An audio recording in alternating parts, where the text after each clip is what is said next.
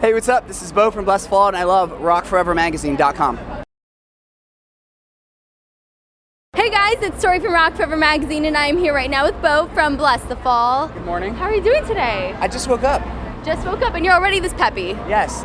I had a little bit of coffee. Okay, I was gonna say, I wish I woke up this peppy. Like, what do you do? It's coffee. They woke us up, they rolled us out of our bunks, our tour manager, and he's like, you got a photo shoot with Kerrang! Magazine, it's time to get up. And so I came down here, and then I get to hang out with all you guys. Yeah, exactly. Couldn't be better, right? Nope. And now you guys have a new album coming out in August called Hollow Bodies. Yes. And I've heard that this album is a little bit darker than your previous releases, yeah? So in what ways? Like, what inspired you guys, and what exactly makes it darker? Well, it's funny because one of the songs was written about The Walking Dead. Well, not about The Walking Dead, but inspired by Walking Dead. And that was like, okay, this is already really, really dark. Like, and then like we took, we kind of wrote a song about like Carrie / Evil Dead.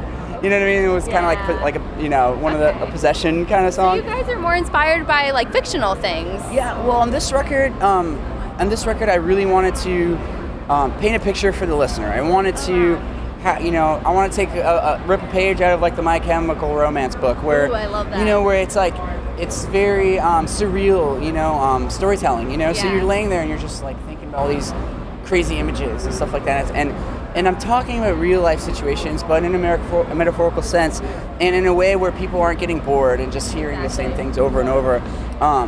So I think it's some of our greatest work we've ever done. Like it's definitely, I pushed myself to my limit, to my creative limit, and I think I opened a new door for writing, for like especially for like whatever record might come after this. So it's awesome. I'm stoked. It's like a huge next step. So exciting. I think definitely a song about The Walking Dead is unique. Yes. That's for sure. Yes. And aside from all of the lyrics, how is it different musically? Like, did you guys try anything new on this one? Yeah, we used a lot more ambient sounds and stuff because we've always had that element to the band. But Joey, our producer, is so amazing at electronic, digital, design and things like that we were like, all right, let's let him do his thing, let's give him parts where Joey can kind of shine and do what he needs to do, as well as our, the guitar work is awesome, but it's not as straight up solos and things like that, so I think we did the whole record tastefully as far as, all everything is concerned. The drums stepped it up like a huge level. Matt is like, oh man. Sweet. So like drummers that listen to it are just gonna like not even understand what he's doing. Like it's just, he did his own thing. He pushed himself to his limit, man. Like he really did, and I'm really proud of everyone in the band, and I'm so stoked for people to just hear it already. I'm excited to hear it. After all this talk, I'm like, can I just listen to it now? Yeah. And the album artwork is pretty eye-catching, safe to say. So what inspired that? It came from, like, we found a photographer in the UK. Her name's Danielle, and actually our merch guy sent us a link. He goes like, check this artwork out. Like, it's insane. Or this photography out. And so we saw her work and we're like, this is the girl that's gonna do our, we just knew it. It was just so amazing. So we sent her some lyrics, and we sent her the album title and things like that. And we told her what shots we liked that she'd done in the past. We're like, we really love this style. And so she sent us back that. Whoa. And we were just like, holy crap, it just, yes, that's it. And we had a couple little edits where we wanted more of the the concrete showing. So the Hollow Bodies title just goes perfectly with it, because it's like a being kind of flaking away, and you could see that it's like concrete underneath, right? There's not it's not any real substance underneath. It's just kind of like fake. And so I sense a metaphor. Is that correct? Yes. Yes. Yes. Ding ding ding. So it just works perfectly, and it's not often where things fit in so well. Things just fall into place and the stars line up, and it's been amazing. And I just hope that that everyone loves it as much as we do, because we really love it. I've been listening to it every night on this tour. So you listen to your own album. You're guilty. It's real weird, but I can't stop listening to it, because I try to put myself in the place of the listener and being like, okay, what if I heard this for the first time? You know what I mean? Stuff like that. So yeah, I'm really stoked. And now I appreciate the album artwork even more, getting to hear all the story about it. Yeah. And there are a lot of collaborations on this album, which is something new for you guys. How did all of those come about, and how is it getting to work with new vocalists on this album?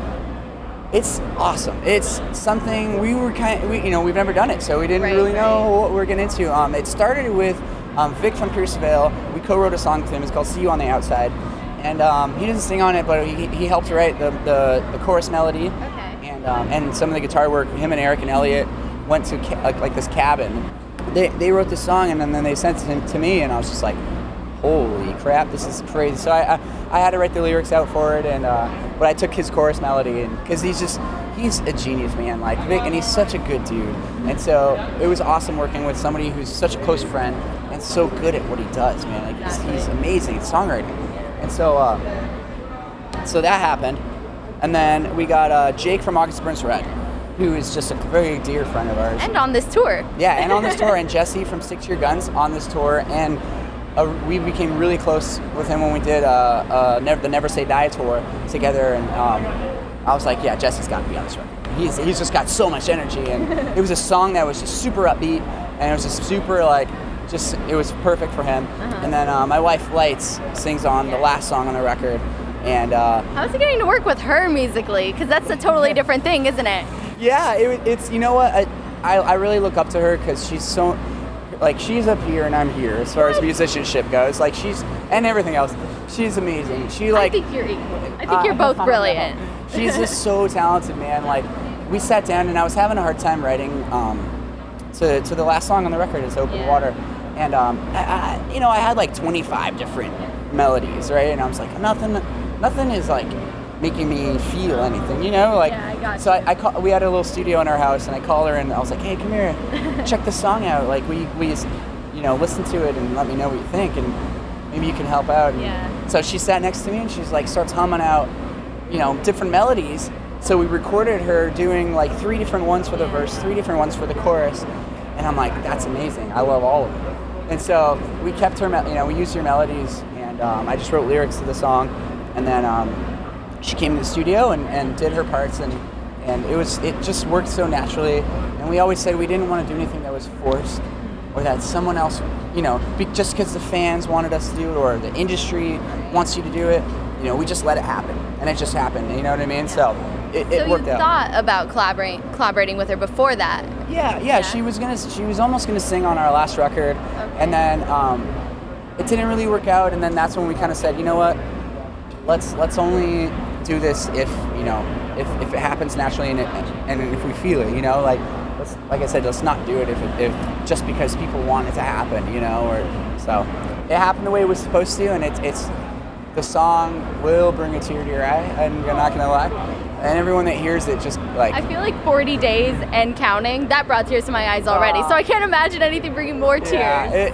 That's awesome. It's so special for the people that got it. Yeah. You know what I mean? Yeah. They're like, oh crap, because she wrote and counting, and I was like, hey, do you care if I use this line in my song and that I'm writing about you? And she's like, no, that's cool. I've never done anything like that. I don't know how many people have ever written corresponding songs like that that work together. So it's cool for people who are fans of both Lights and Blessthefall, because then they're like, wow. Yeah, exactly. Yeah. And now, what do you think is the biggest misconception about Blessthefall? Biggest misconception? I think the biggest misconception is that some people just think that the band has been around for so long, and we're just kind of like, some people kind of just write us off almost, you know what I mean?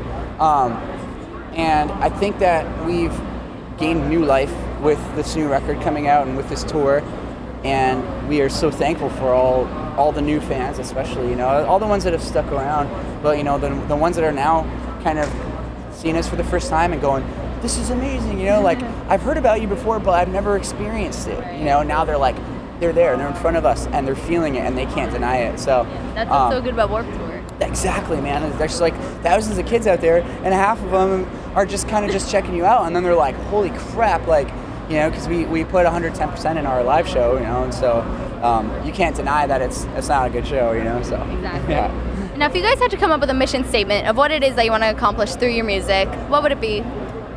Oh man, basically, I want to give kids, I want to give the listeners something substantial. It's not just party music. It's not, as much as we party on stage, it's not like a throwaway music where you're just, I want it to be timeless.